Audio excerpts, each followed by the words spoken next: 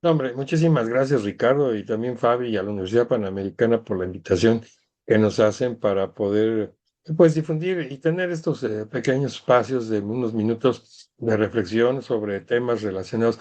Fíjate, ahorita que comentabas precisamente acerca de todo este tema de las emociones y los sentimientos y todo. Digo, pues, creo que definitivamente lo que le hemos puesto a las emociones y a los sentimientos es ahora sí mediciones, porque lo que no había hace 40 o 50 o más años para poder en un momento dado visualizar todo esto, pues era precisamente, oye, las emociones, cómo se ven. De hecho, pues ya ves que ahí está la teoría de Charles Dow, uno de los primeros creadores el primer índice bursátil que hubo, el Dow Jones, ¿no? Charles Dow y Robert Jones, que hablaba precisamente en su teoría de Dow, pues precisamente de que lo que se está viendo ahí en las gráficas, estas técnicas que antes se hacían a manita y que era una cosa espantosa, pues es precisamente el tema de que, pues es la psicología del mercado, no ese era el planteamiento.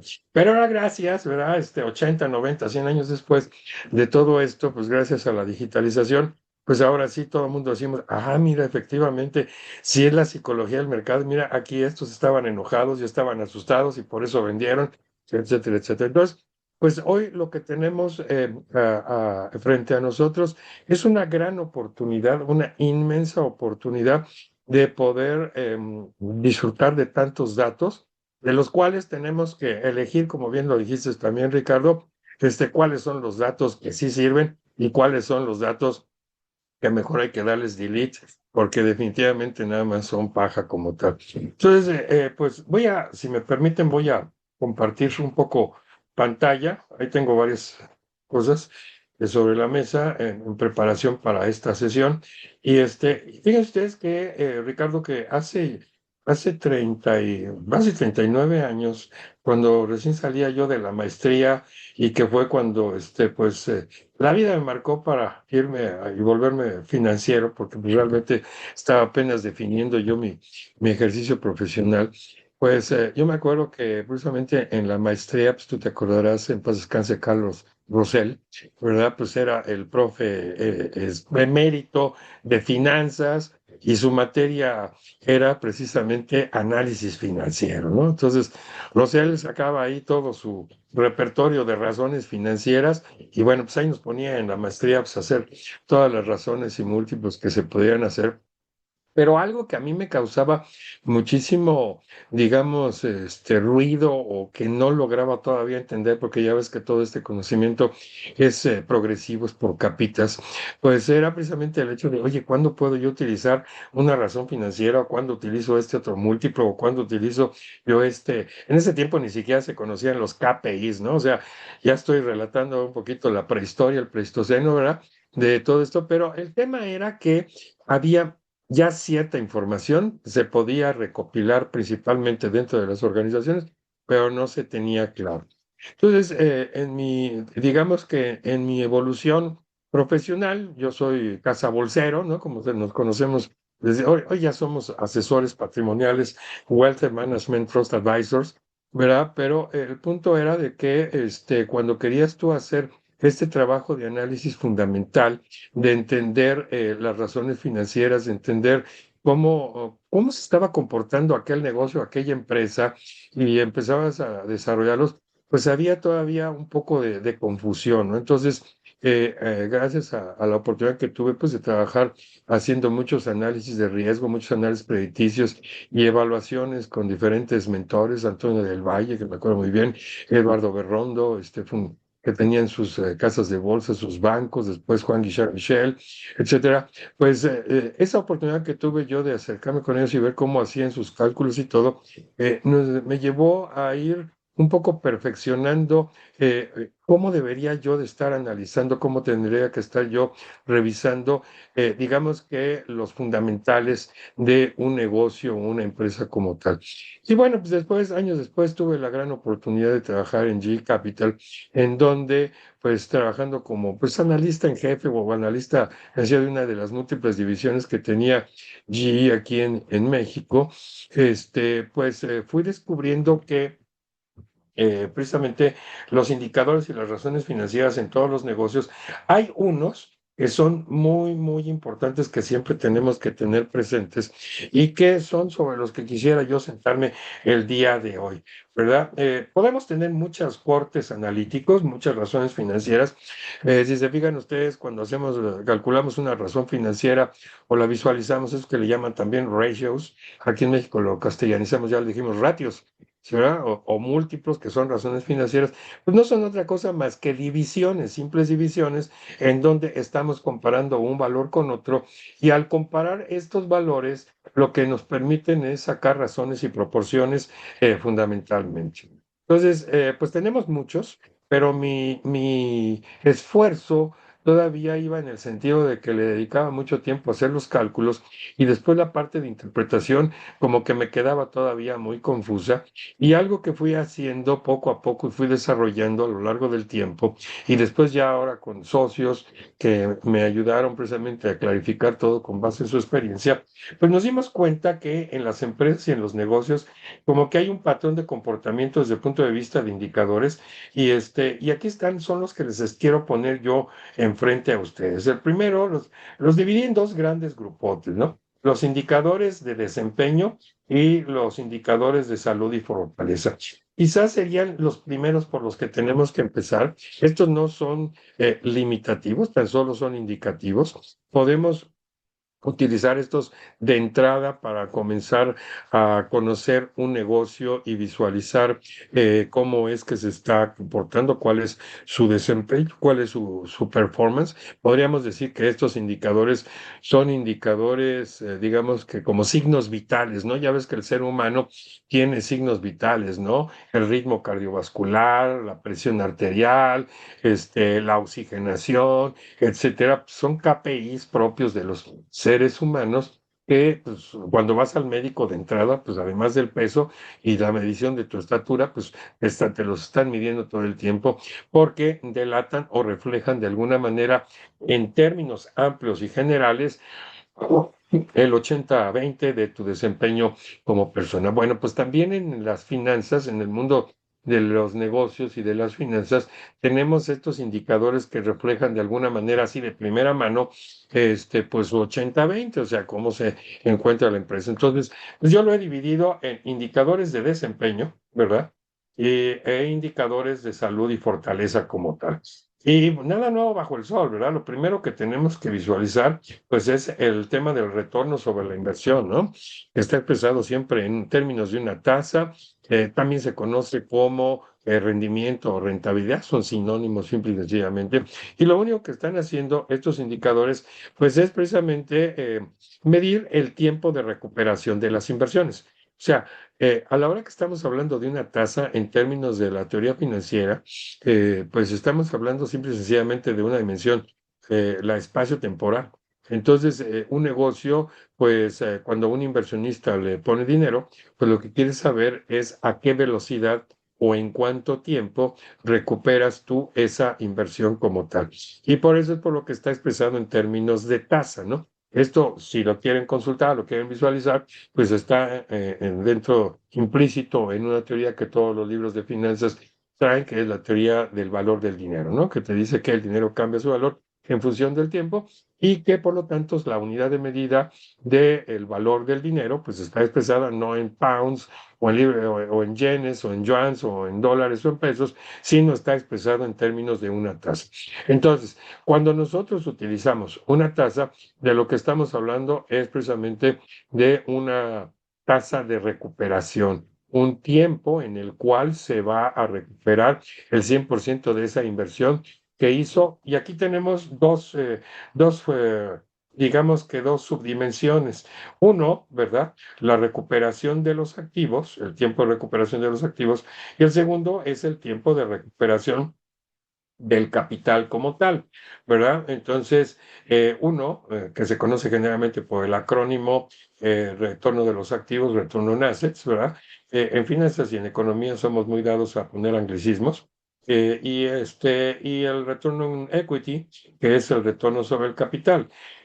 ¿Por qué es importante medir el tiempo de recuperación? Bueno, pues eso tiene que ver precisamente con, y déjenme irme a presentacioncita que tengo por ahí, que es precisamente esta en la que podemos visualizar, pues, digamos que la lógica económica y financiera que independientemente del sector de actividad en el que te encuentres, pues siempre va a estar allí como tal, ¿no? Entonces tenemos, perdón, aquí me adelanté, no quería yo esto, quería irme yo hasta esta presentación, aquí la voy a poner, ahí está.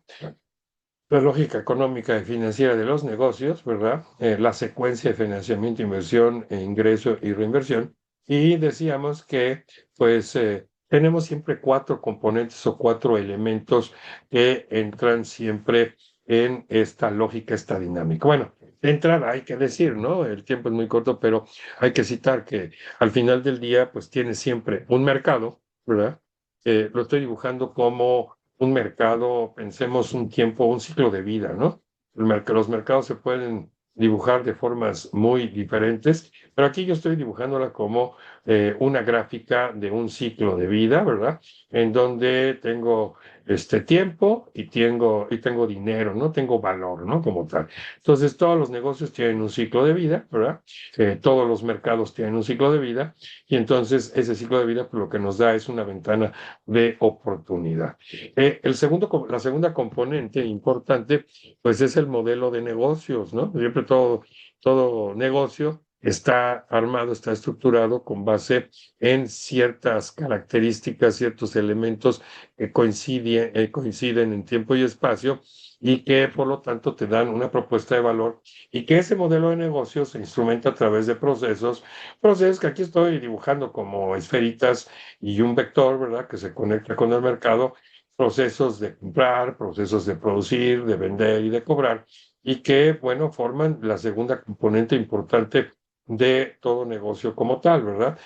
No me he olvidado yo de esto, ¿verdad? Estoy tratando de explicar por qué existe retorno sobre la inversión, ¿verdad? Y eso tiene que ver precisamente con esta infografía que estoy poniéndoles aquí en este modelito, ¿no? Entonces tenemos mercado. Segundo elemento, tenemos una propuesta de valor establecida en un modelo de negocio que se instrumenta una serie de procesos ya sistematizados.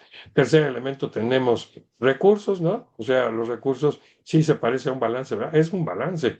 Entonces, en esos recursos, pues tenemos por un lado las inversiones, que contablemente se conocen como los activos, y los financiamientos, que pues son las fuentes, ¿no? De dónde se obtienen los recursos pasivos y capital, o sea, las deudas que tiene el negocio y lo que aportan y ganan los accionistas como tal.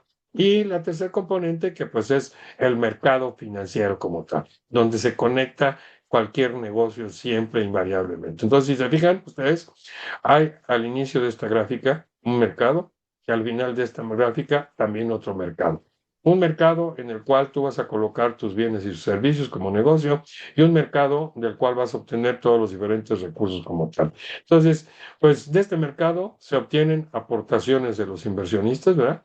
Pues, ahí es donde se conecta el negocio, cualquier negocio se conecta con su mercado para atraer accionistas, inversionistas, socios, ¿verdad?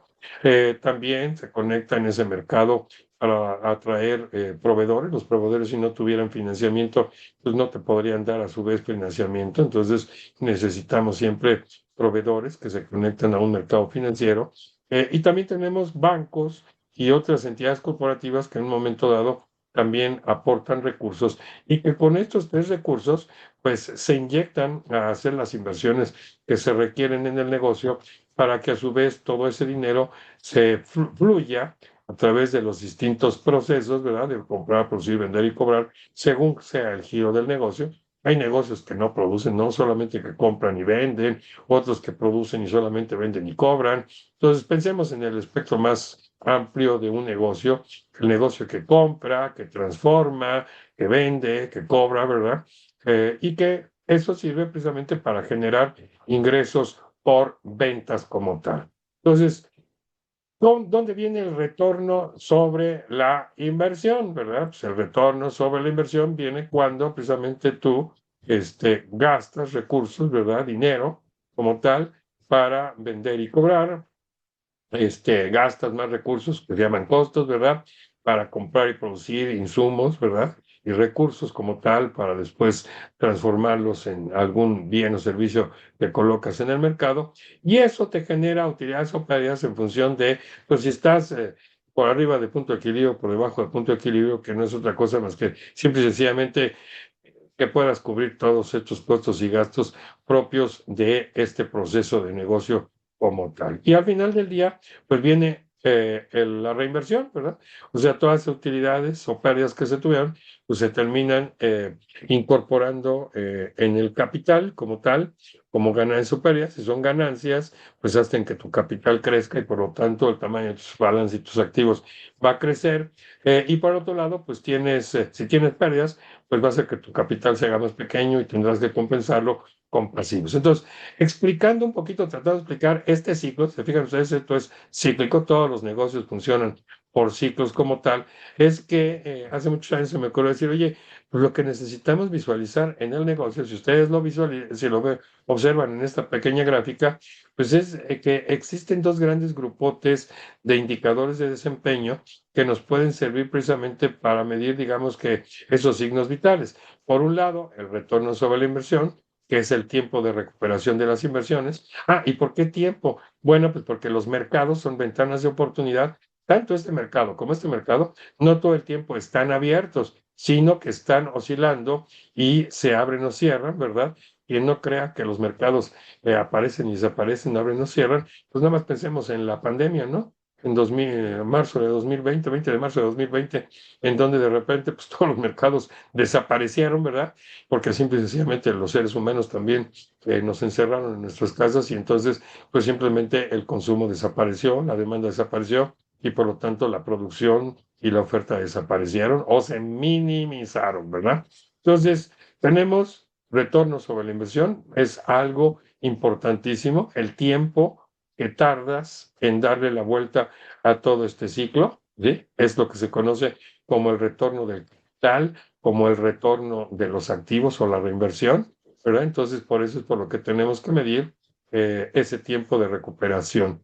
El capital, pues, porque es lo que aportan los accionistas y lo que ganan, ¿verdad? Y que sirve para adquirir activos. Y los activos, el retorno de los activos, pues porque son los recursos que sirven para generar pues estos ingresos como tal, ¿no? Entonces, ahí tenemos una medición importante de todo negocio, un signo vital, ¿no? Un KPI.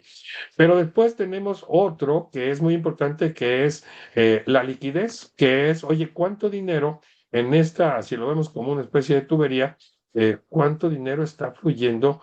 No solamente la velocidad es el retorno sobre la inversión, ¿no? Sobre el capital y sobre los activos. Y la liquidez es la cantidad de flujo de efectivo que se está moviendo a lo largo de este circuito como tal. Obviamente entra flujo, ¿verdad? Se atrae flujo, se transforma en una serie de activos y esos activos en una serie de recursos, ¿verdad? Insumos y después en productos, servicios, bienes o servicios que se colocan en un mercado y luego viene pues la recuperación. Entonces tenemos un segundo grupo de indicadores de desempeño que es la liquidez y es la que conocemos como la capacidad para generar flujo de efectivo, en donde identificamos, ¿verdad? Gracias a los estados financieros, al estado de resultados en lo particular, pues el flujo por operar, que viene siendo pues, todas las utilidades operativas más las depreciaciones y las amortizaciones, y eso nos da un acrónimo que en inglés se llama EBITDA, ¿no? Earnings Before Interest, Taxes Plus Depreciation and Amortization, que lo que nos da es precisamente un flujo por operar, o sea, si el negocio funciona, si el negocio vende, ¿verdad? Como tal, y generas utilidades en lugar de pérdidas, pues estás generando flujo de efectivo como tal, ¿no? Pero hay una segunda capital, será de generación de flujo, que es precisamente el flujo por administrar todos los recursos críticos del negocio. Y es lo que tiene que ver con, oye, ¿cuánto dinero hay en esta tubería, verdad? Que está pues aquí en ciertos procesos o subprocesos detenido, ¿verdad? Para terminar de producir algo y venderlo en este mercado como tal. Y es precisamente el flujo por administrar, lo que también se conoce como la gestión o la administración del capital de trabajo, en donde tenemos flujos negativos y positivos de cuentas por cobrar, o sea, clientes a los cuales nosotros les vendemos a crédito, les vendemos a crédito porque es la forma como podemos conectar y hacer negocio con ellos y venderles, ¿verdad?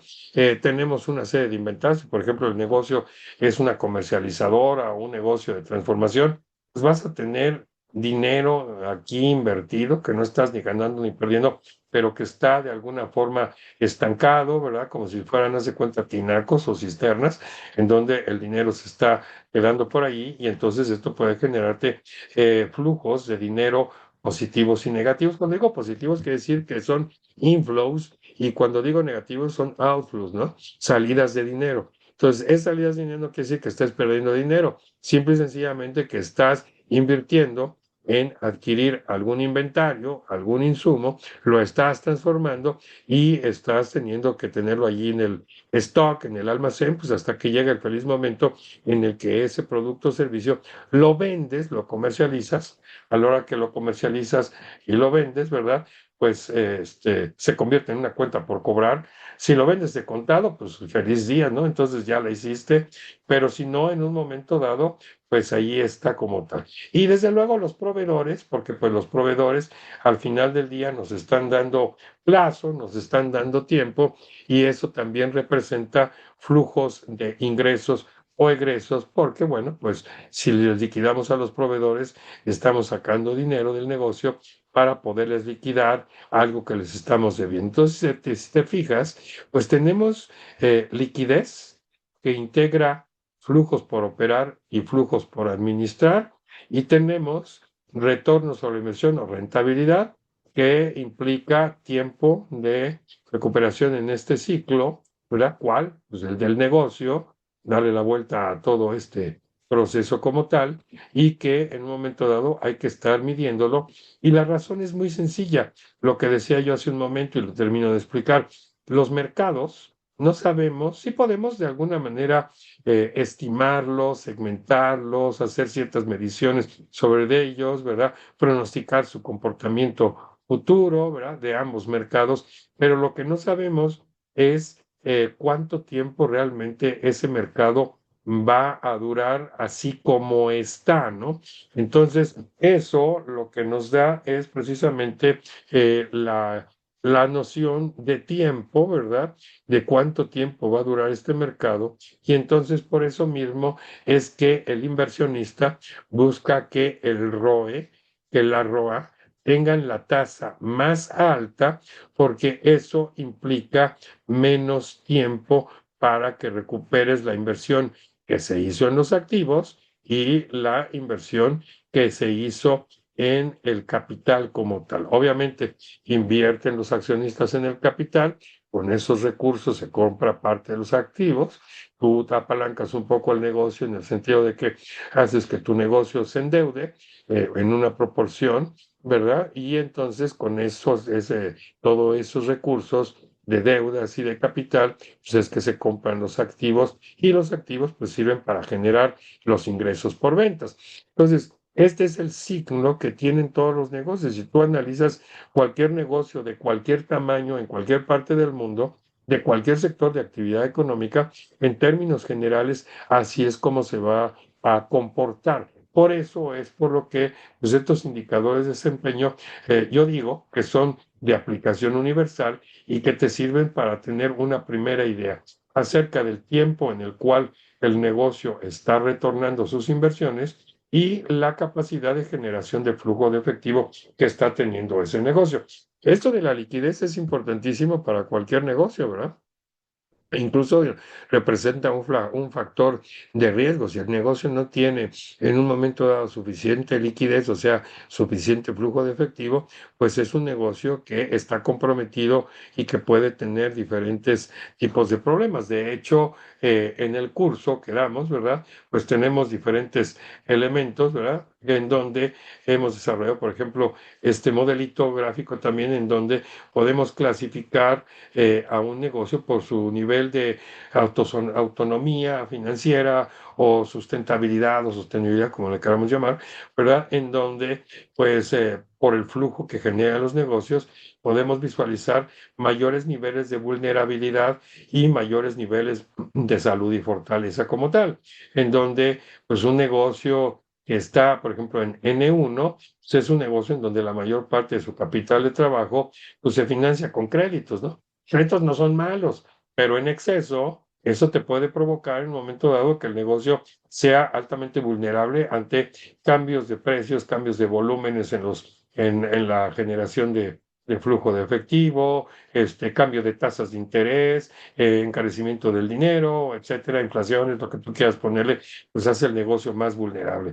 Y el segundo nivel, pues es cuando el negocio ya se desarrolló y financia su capital de trabajo principalmente con EBITDA, ¿no? O sea, con utilidades y como tal, una parte importante se va hacia de estas utilidades a financiar su operación, su capital de trabajo, y entonces ya utiliza de forma más selectiva créditos para objetivos específicos a plazos determinados, preferentemente a tasas fijas. Ya sale de esta área de mayor vulnerabilidad a un punto, digamos, que intermedio como tal.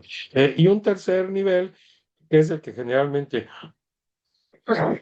perdón, manejan las empresas corporativas y las empresas ya que, por ejemplo, las que son públicas, que cotizan en los mercados de valores, empresas que ya son transnacionales, en donde el negocio pues ya financia, perdón, su capital de trabajo mucho con proveedores, ¿verdad? Utiliza poco el EBITDA o lo hace de forma mínima para financiar su operación del día con día y ya también utiliza de forma mínima los créditos. Y el EBITDA, como decíamos hace un instante, pues se capitaliza para financiar la adquisición de nuevos activos, en pocas palabras, para mayor crecimiento. Entonces, si te fijas, pues de esta manera empiezas a tener otra perspectiva un tanto diferente, muchísimo más, digamos que racional, mucho más puntual, y entonces pues el análisis financiero te lo convierte en algo muchísimo más sencillo y fácil de entender como tal, ¿verdad? Y bueno, después desarrollamos otras matrices de indicadores de salud y fortaleza, en donde yo hago una clasificación muy sencilla, muy básica, ¿no? Existen muchísimos riesgos, muchas clasificaciones, pero digamos que estos están dentro de los signos vitales, ¿no? Del negocio como tal. Uno, la salud financiera y otro, la salud económica. Son dos cosas diferentes y te dan un mayor o menor rango de vulnerabilidad o fortaleza en ambos casos. Cuando estamos hablando de salud financiera propiamente en el sector financiero, de donde yo vengo, donde yo he trabajado durante más de 30 años, en los bancos, en los fondos de inversión, en los mercados bursátiles, pues estamos hablando del nivel de apalancamiento financiero que tiene el negocio, o sea, qué tan endeudado está, ¿verdad? Y la porción, esto quiere decir la porción de pasivos versus capital en su estructura de financiamiento como tal. Tener muchos pasivos, pues no es malo, si eres banco, ¿no? Una entidad financiera, pero pues si tienes muchos pasivos y eres una siderúrgica o eres una armadora de autos, ¿verdad? Una OMS, ¿verdad? Autopartera o de una empresa, no sé, de giro industrial o de transformación, pues es terrible, ¿verdad? Porque al final del día ese nivel de apalancamiento tan grande te expone, te pone en una situación de alto riesgo, de alta vulnerabilidad ante cambios de cualquiera de las variables que tú tengas, ¿no? Precios, volúmenes en lo que tú haces, costos de tus proveedores o incluso temas propios de la macroeconomía como inflaciones, tasas de interés o tipos de cambio, o incluso ya si quieres ahí apuntarle para que esto sea más reciente, pues guerras arancelarias, ¿no? Entonces, los choques, los impactos que tiene un negocio perdón, cuando no es una empresa de tipo financiera, ¿verdad? Pues entonces te lleva a que tengas temas de vulnerabilidad. Esta es una de las explicaciones por qué muchas industrias han desarrollado sus propias financieras y sus propios bancos alrededor de sus consorcios industriales como tal, ¿no? Pensemos en las armadoras de autos. Todas las armadoras de autos tienen su propia músculo financiero, su propia financiera, su propio banquito, que les provee de los recursos como tal, ¿no? El otro indicador de vulnerabilidad o de salud y fortaleza es el de la salud económica, que tiene que ver precisamente con el nivel de apalancamiento operativo. Ojo, No es lo mismo apalancamiento financiero que apalancamiento operativo. El apalancamiento financiero es el nivel de endeudamiento, mientras que el apalancamiento operativo es el nivel o la relación, la proporción que guardan los fijos en relación con el total de los costos y los gastos como tal. O sea, muchos negocios, digo, el ideal de cualquier financiero, de cualquier contador, pues es que en un momento dado la estructura de costos que tiene y de gastos del negocio, pues la mayor parte sean variables, ¿no?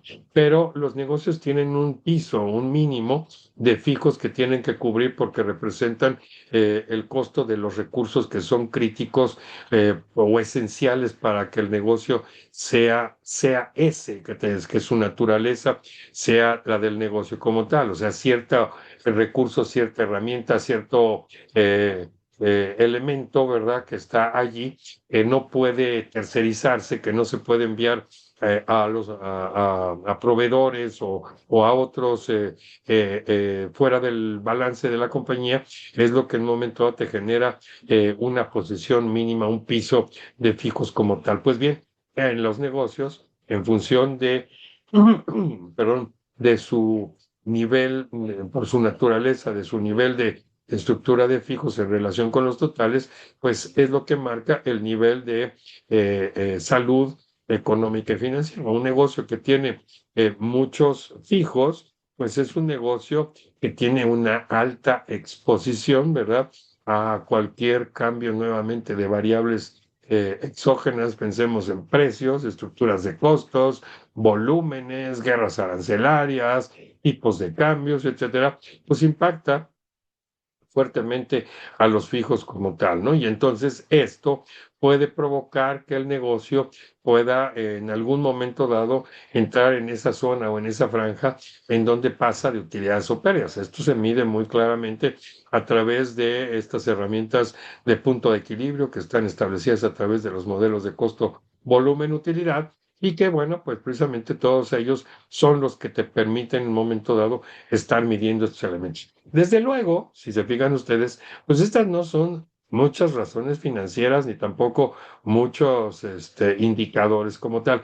Pero lo que sí quería yo mostrarles a ustedes es que estos son los indicadores básicos o esenciales o elementales que se deben de considerar cuando, bueno, pues queremos nosotros visualizar, oye, este modelo de negocio, cómo está funcionando como tal. Ya cuando tú tienes toda esta información, y tienes un outlook, una claridad respecto del desempeño de estos fundamentales, entonces, bueno, pues ya te puedes meter en Honduras, puedes revisar otro tipo de razones financieras y múltiplos que tienen que ver con mayores niveles de detalle del negocio como tal, pero podríamos decir que todo inicia desde aquí como tal. Entonces, pues esto es lo que a lo largo de los años en el curso que damos aquí en la Universidad Panamericana, ¿verdad? Pues hemos visualizado como algo esencial o algo crucial, ¿verdad? Para que cualquier analista financiero esté dando en cualquier negocio como tal. Al final del día, lo que buscamos desarrollar en los analistas financieros, pues es precisamente esa capacidad de poder hacer digamos que un recorrido por las áreas que a lo largo de mi vida profesional, pues he descubierto que son como las relevantes o las indispensables, ¿no? O sea, desde luego, pues tenemos que utilizar un análisis financiero, tenemos que robustecer todos los que llegan a este curso, pues no son personas novicias, profesionales novicios en lo financiero, o sea, son personas que ya tienen algo de tiempo trabajando en lo financiero. Este curso definitivamente del Diplomado de Análisis y Planificación Financiera no es un finanzas para no financieros, sino es precisamente para aquellos y aquellas que trabajan, que prestan sus servicios de forma independiente o dentro de una organización en temas propiamente financieros, ¿verdad? En áreas financieras, haciendo análisis financieros, reporteos, contraloría, tesorería, crédito, riesgos, ¿verdad? Áreas afines a todo lo financiero en empresas pequeñas, grandes, medianas, de cualquier sector de actividad o incluso del sector financiero como tal, ¿verdad? A este curso asisten muchos funcionarios, ejecutivos que trabajan en bancos, en diferentes organizaciones de actividades de crédito, SOFOMES, SOFIPOS, arrendadoras, factorajes, almacenes, cadenas de depósito, porque con eso van fortaleciendo sus análisis, tanto el análisis financiero fundamental como el análisis económico, lo van desarrollando. Esto lo vemos en el primer módulo. En el segundo vemos planeación financiera, o sea, más bien el corto plazo, los puntos de equilibrio, la administración o la gestión del capital de trabajo. Después, en la tercera módulo, vemos ya las herramientas propias de las matemáticas financieras, la teoría del valor del dinero, tablas de amortizaciones, modelos de crédito que ofrecen los bancos, los componentes que integran las tasas activas y las pasivas, o sea, un conocimiento más completo o integral de el costo o valor del dinero. En el módulo número 4 vemos propiamente presupuesto de capital, que no es otra cosa más que simple y sencillamente todo tipo de proyecciones, ¿no? Desde proyecciones con modelo de punto de equilibrio, aprender a hacer backtesting, utilizar herramientas estadísticas, coeficientes de correlación, de regresión, ¿verdad? Simples, múltiples para proyectar ciertas variables como tal.